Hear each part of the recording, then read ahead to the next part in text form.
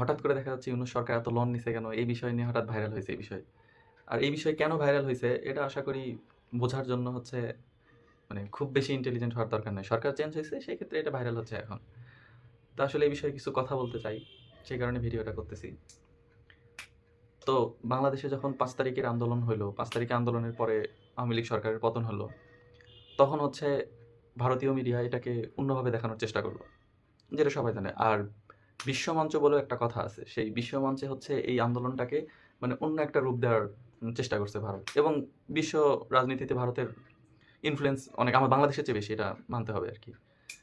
তো সেই মানে সেই যে ভুলভাবে প্রচারণার যে আন্দোলনটাকে যে ভুলভাবে দেখানোর চেষ্টা ছিল ভারতের, সেটাকে থাপ্পড় মারার জন্য ইউনূস সরকারকে ক্ষমতায় বসানো ছাড়া আর কিছুই করার ছিল না। কারণ বাংলাদেশের একটাই হচ্ছে বিশ্বমঞ্চে হচ্ছে মানে বিশ্বাসযোগ্য মুখ আছে সেটা হচ্ছে ইউনূস সরকার। ইউনূস সরকারকে আপনি বসায় দিছেন মানে ভারতীয় মিডিয়া যা বলুক সেগুলো আর মানে পাত্তা পাবে না বা যেই মিডিয়া এটা ভুলভাবে দেখানোর চেষ্টা করুক এটা আর সেরকম পাত্তা পাবে না। তো ইউনূস সরকারকে এটা বসানো মানে একদম উপযুক্ত হইছে। তো ইউনূস সরকার বসার পরে বাংলাদেশের হচ্ছে ঋণ ছিল হচ্ছে $103 বিলিয়ন। $103 বিলিয়ন। আর হচ্ছে যখন হচ্ছে বিএনপি সরকার যখন ২০০৬ সালে হচ্ছে ক্ষমতা থেকে চলে যায় আর বিএনপি সরকার হচ্ছে যখন ২০০৬ সালে ক্ষমতা থেকে চলে যায় তখন বাংলাদেশের ঋণ ছিল হচ্ছে ১৯ বিলিয়নের কিছুটা কম বা ১৯ বিলিয়ন।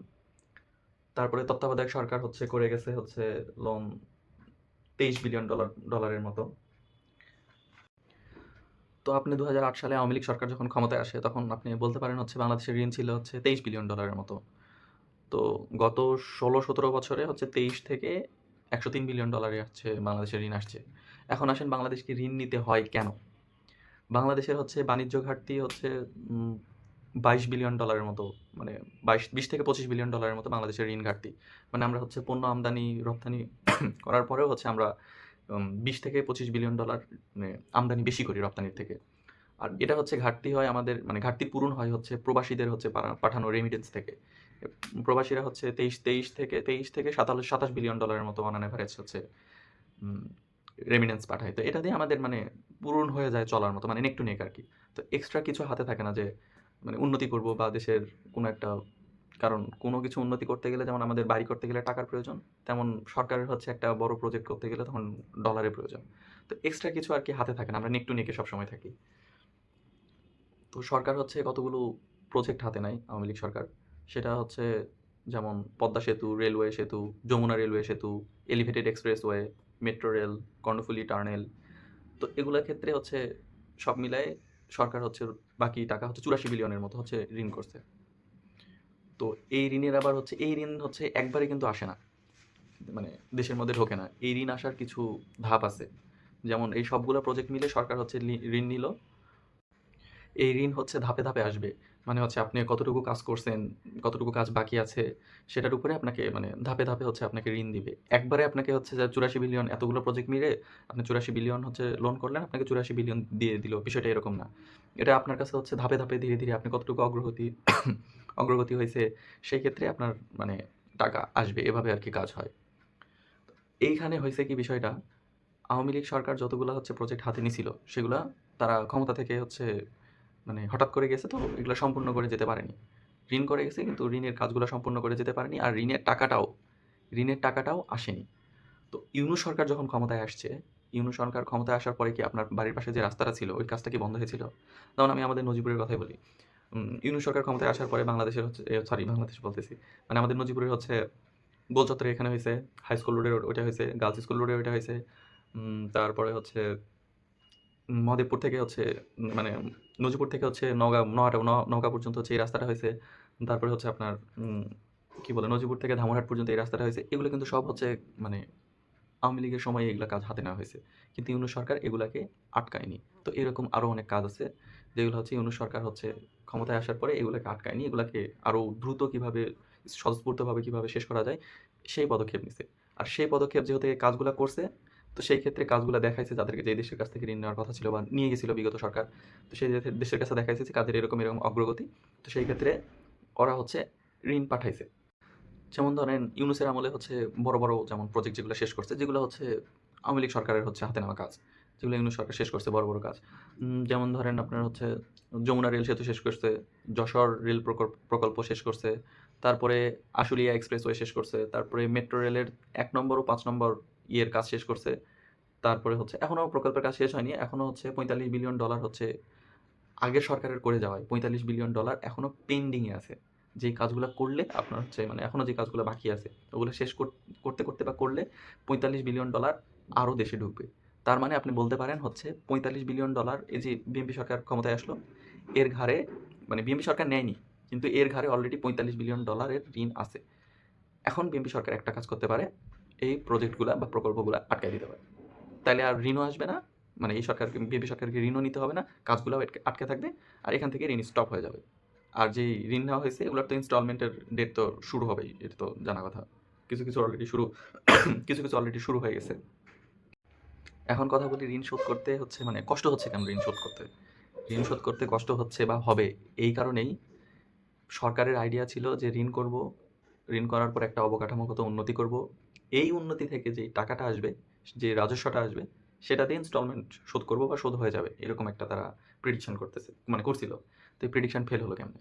যেমন কর্ণফুলী টানেল, সবচেয়ে একটা বাজে উদ্যোগ, মানে মানে সবচেয়ে বড় লস প্রজেক্ট বলা যায় কর্ণফুলী টানেল। ওখান থেকে কোনো কিছুই আসতেছে না, ওটাতে দিনে এখন ওটা মেনটেনেন্সে যত খরচ হয় তত টাকায় ওখান থেকে ইয়েতে ওঠে না, টলে ওঠে না, এরকম আর কি। আর হচ্ছে আরেকটা কথা আরও আছে, পদ্মা সেতু থেকে বা পদ্মা রেল সেতু যেটা, সেটা থেকে আইডিয়া করা হয়েছিল যে ১৪০০ কোটি টাকা আয় হবে, বাট কিছু হয় না, ওইরকম অত হয় না। আর হচ্ছে পদ্মা সেতু, আর বলা হয়েছিল যে পদ্মা সেতু হলে বাংলাদেশের হচ্ছে জিডিপি 2% বেড়ে যাবে, কিন্তু আসলে বাড়ছে, বাট 2%-এর মতো বাড়ে নাই। তো এগুলোর ক্ষেত্রে আর কি মানে যেটা প্রেডিক্ট করছিল সেটা আসলে করার পরে হয়নি। তো এই কারণে ওই পরিমাণ টাকা না পাওয়ার কারণে ঋণ শোধ করতে মানে ঘাটতি হচ্ছে। আর হচ্ছে মুনাফা বাড়ছে হচ্ছে আওয়ামী লীগ সরকারের আমলে মুনাফা বাড়ছে হচ্ছে মানে মুনাফা বেশি ছিল, সেটা হচ্ছে বিমান সংস্থারা, বিমান খাতটা এটা মুনাফা বেশি ছিল। আর হচ্ছে চট্টগ্রাম বন্দর থেকে অনেক বড় একটা ওখানে যে উন্নতি করা হয়েছে চট্টগ্রাম বন্দরের, সেটা থেকে অনেক মানে লাভ আসছে এই দুইটা থেকে। এখন আসেন বিএনপি সরকার যে ক্ষমতায় আসছে, এরা কি হচ্ছে যে ৪৫ বিলিয়নটা যেটা আরও পেন্ডিং বা পাইপলাইনে আছে, এরা কি এটা কি মানে রিজেক্ট করে দিবে বা বন্ধ করে দিবে? বন্ধ করে দিলে খারাপ হবে। দিতে পারবে যে আমরা ঋণ করব না, আগের সরকারের উপরে ক্ষোভ থেকে বা এটা থেকে। কিন্তু একটা জিনিস ভাবেন, পদ্মা সেতু অর্ধেক হওয়ার পরে আপনি ওটা টাকা নেওয়া বন্ধ করে দিলেন, ওই প্রকল্পের কাজ বন্ধ করে দিলেন। ওটার কি কোনো লাভ আছে? দেশের আরও বেশি ক্ষতি। তো ইউনূস সরকার এই কাজটা করছে। যেগুলো সরকার আওয়ামী লীগ সরকার হচ্ছে কাজ হাতে নিছিল, সেগুলাকে আরও দ্রুত সময়ে কমপ্লিট করছে। আর এই কমপ্লিট করার কারণে দেশে ঋণ ঢুকছে। সেটা ওই সরকার হচ্ছে যেই দেশগুলোর কাছ থেকে ডিল করে গেছিল, সরকার হচ্ছে কাজ অগ্রগতি দেখাইছে ইউনূস সরকার, সেই ক্ষেত্রে ঋণ ঢুকছে। ইউনূস সরকার পার্সোনালি কোনো ঋণ করে না। আর এই ১৩ বিলিয়ন থেকে $৩০ বিলিয়ন রিজার্ভ করে গেছে, এতেও আপনাদের শান্তি হচ্ছে না। অনেকে তো বলতেছিল হচ্ছে যে ফেক দেখাচ্ছে রিজার্ভ। কেন এই সরকার তাহলে বলুক যে আসলে ইউনূস সরকার মিথ্যা কথা বলছে, রিজার্ভে এত টাকা নাই। কই এটা শুনছেন? এটা তো বলেনি। তো এটাই হচ্ছে মানে ইউনূস সরকারের ঋণের কারণ। ইউনূস সরকার নিজে কোনো ঋণ নেয়নি। আর ঋণের পরিমাণ হচ্ছে কমেও নাই। কারণ ওই আরও দ্রুত গতিতে কাজ আগাইছে, আরও ৫ বিলিয়ন $১০ বিলিয়ন হচ্ছে ১.৫ বছরে ঢুকছে এই কারণে। কাজ আগাইছে সেই কারণে ঢুকছে। এটা ইউনূস সরকারের নেওয়া ঋণ না, বা ইউনূস সরকার নিজে কোনো মানে মেরে খাবে বা এরকম কোনো কারণে ঋণ নেয় নাই। এটা বিগত সরকারেরই মানে প্রজেক্টের ঋণগুলাই ঢুকছে, যেটা ইউনূস সরকার কমপ্লিট করছে। আর আমি ইউনূস সরকারের দিক নিয়ে বা ডিফেন্স করার জন্য কথা বলছি, বিষয়টা এরকম না। সত্যি অর্থনৈতিক দিকের জন্য ইউনূস ভালো কাজ করছে। ইউনূস সরকারের কোনো ফেইলিউর নাই এটা আমি বলব না। ফেইলিউর আছে। আর ফেইলিউর হওয়ার কারণও আমরা। কিছুটা ক্ষেত্রে আমরা ১.৫ বছরে তাকে কি উপহার দিছি? ২০০টা আন্দোলন, এক্সট্রা মানে বিভিন্ন খাতে ২০০টার মতো আন্দোলন এই ১.৫ বছরে তাকে উপহার দিছি। কি করবে আর?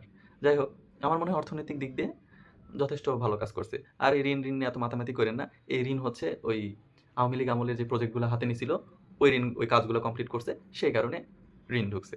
আর এখন বিএনপির মাথায় এখনো $৪৫ বিলিয়ন অলরেডি পাইপলাইনে আছে। এখন দেখা যাক বিএনপি সরকার কি করে। যদি বন্ধ করে দেয় কাজ দিতে পারে। কিন্তু ওই যে অর্ধেক পদ্মা সেতুর তো আর কোনো লাভ নাই। টাকা তো লস। তো অনেক প্রজেক্ট তো এরকম 50% বা 30% হলেও তো হয়ে আছে। সেটাকে তো আরও কমপ্লিট করতে হবে। যেহেতু টাকা নেওয়া হয়ে গেছে বা 30% কাজ হয়ে গেছে। আর বিএনপি সরকার এখন আরেকটা কাজ করতে পারে। বিএনপি সরকার হচ্ছে এফডিআই, ফরেন ডিরেক্ট ইনভেস্টমেন্ট, এই পদ্ধতিতে যেতে পারে। এই পদ্ধতিটা কি এফডিআই? এফডিআই পদ্ধতিটা হচ্ছে যে যেমন এফডিআই হচ্ছে নেওয়ার জন্য ফরেন ডিরেক্ট ইনভেস্টমেন্ট, এটা করার জন্য হচ্ছে আমি যতদূর দেখি চায়না আর জাপান বাংলাদেশে যেটার জন্য মুখেই আছে। যেমন ধরেন পদ্মা সেতু করবেন, সবচেয়ে বড় প্রজেক্ট আমাদের হওয়া। তো মনে করেন পদ্মা সেতু করবেন। এফডিআই কি? Foreign direct investment. এফডিআই আপনি ওই দেশের সাথে ডিল করবেন, ঋণ না, এটা ঋণ হিসাবে থাকবে না। আপনি ওদের সাথে কন্ট্যাক্ট করলেন যে আমাকে পদ্মা সেতু এরকম বানায় দাও, আর হচ্ছে তোমরা এটার টাকাটা নিয়ে নাও। এটা হচ্ছে মানে লিজ টাইপের কিছু ধরতে পারেন। ওরা আসবে, ওরা দেশে পদ্মা সেতু বানাবে, পদ্মা সেতু থেকে আপনার কোনো রাজস্ব পাবেন না। পদ্মা সেতু ওরা ওইরকম মানে ইয়ে হবে, কন্ট্রাক্ট হবে 10 বছর, 20 বছর বা 25 বছর এইরকম পদ্মা সেতু ওরা হচ্ছে চালাবে। ওরা হচ্ছে পদ্মা সেতুটা কন্ট্রোল করবে। পদ্মা সেতু থেকে মানে যত আয় হয়, মানে টোল টোল বা বিভিন্নভাবে যত আয় হয় সব ওরা রাখবে। ওরা রেখে ওরা যখন ওদের সময় শেষ হয়ে যাবে তখন এই প্রজেক্টটা তো আমাদের থেকে গেল। পদ্মা সেতু তো আর 20 বছর তো টিকবে এরকম তো না। ওটা তো 50 বছর, 100 বছর এরকম টিকবে। তো 20 বছর হচ্ছে ওরা এখান থেকে বিজনেস করে ওরা ওদের টাকাটা নিয়ে উঠে চলে গেল। 20 বছর পর থেকে তখন সরকারের আন্ডারে এটা চলে আসবে। তখন সরকার এর থেকে রাজস্ব পাওয়া শুরু করবে।